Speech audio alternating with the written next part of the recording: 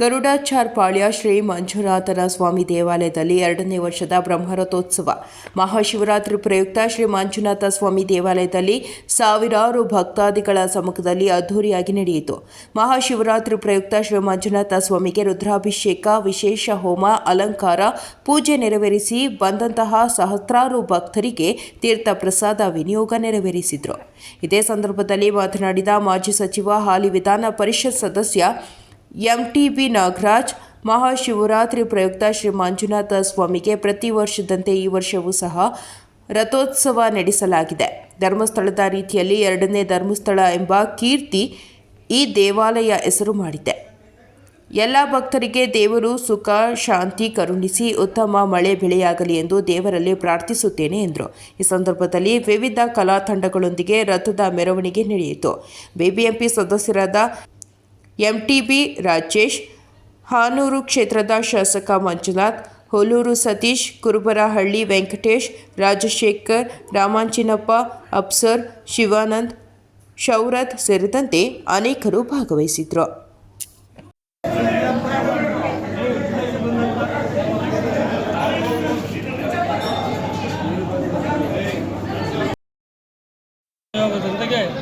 ಇವತ್ತು ಭಕ್ತ ಮಹಾಶಯರು ಬಹಳ ಆನಂದವಾಗಿ ಇವತ್ತು ಈ ಕಾರ್ಯಕ್ರಮವನ್ನು ನೆರವೇರಿಸುತ್ತಿದ್ದಾರೆ. ನಾನು ಅವರೆಲ್ಲರಿಗೂ ಕೂಡ ಈ ಸಂದರ್ಭದಲ್ಲಿ ಆ ಭಕ್ತ ಮಹಾಶಯರಿಗೆ ನಾನು ಧನ್ಯವಾದ ಹೇಳ್ತೇನೆ.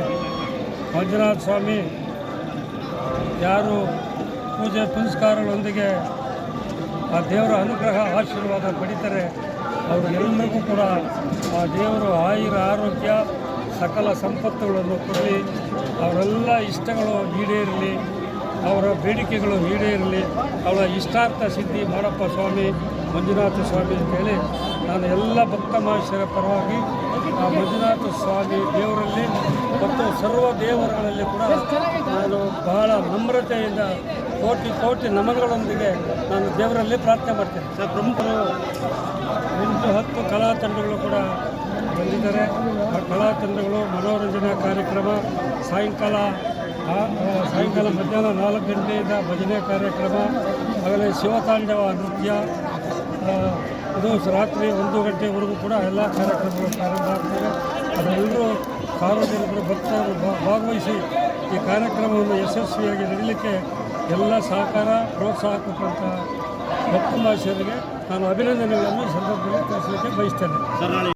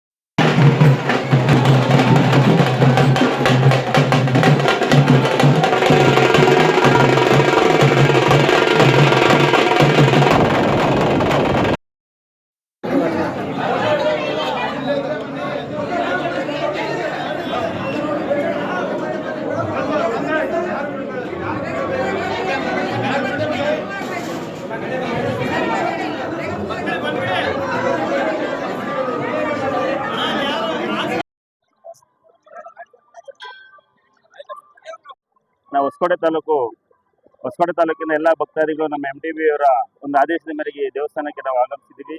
ಇಂದು ಶಿವರಾತ್ರಿ ಹಬ್ಬದ ವಿಶೇಷವಾಗಿ ಎಲ್ಲರನ್ನೂ ಆಹ್ವಾನಿಸಿದ್ದಾರೆ. ಅದರಿಂದ ಎಲ್ಲ ಅವರ ಅಭಿಮಾನಿಗಳು ಮತ್ತು ಭಕ್ತಾದಿಗಳು, ಮಂಜುನಾಥ ಸ್ವಾಮಿ ಭಕ್ತಾದಿಗಳು ಎಲ್ಲರೂ ಇಲ್ಲಿ ಆಗಮಿಸಿದ್ದೀವಿ. ಅವರು ಒಂದು ವಿಶೇಷವಾಗಿ ಈ ಒಂದು ಪೂಜೆನ ಹಮ್ಮಿಕೊಂಡಿದ್ದಾರೆ. ಧರ್ಮಸ್ಥಳದಲ್ಲಿ ಏನು ವಿಶೇಷವಾಗಿ ನಡೆಯುತ್ತೆ ಶಿವರಾತ್ರಿ ದಿವಸ, ಇದು 2ನೇ ಧರ್ಮಸ್ಥಳ ಅಂತಾನೂ ಹೇಳ್ಬೋದು. ಆ ಥರ ಒಂದು ಕಾರ್ಯಕ್ರಮ ಹಮ್ಮಿಕೊಂಡಿದ್ದಾರೆ. ಅವರು ವಿಶೇಷವಾಗಿ ಏನಪ್ಪಾ ಅಂದ್ರೆ ಅಂಗವಿಕಲರಿಗಾಗ್ಬೋದು,